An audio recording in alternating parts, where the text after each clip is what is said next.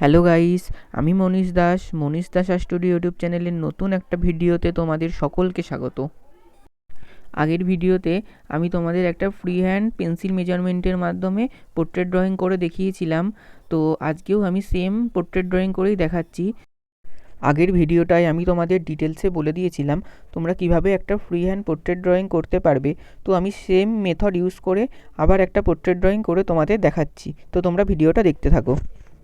আজ আমি তোমাদের পাওলো দিবালার এই পোর্ট্রেটটা ড্রয়িং করে দেখাচ্ছি পেন্সিল মেজারমেন্টের মাধ্যমে। তো তোমরা ভিডিওটা দেখতে থাকো।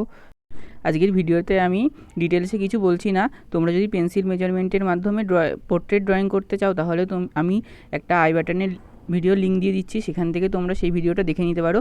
ওই ভিডিওটায় আমি ডিটেলসে সমস্তটাই আলোচনা করেছি। আজকের ভিডিওটা চলো তাহলে শুরু করা যাক।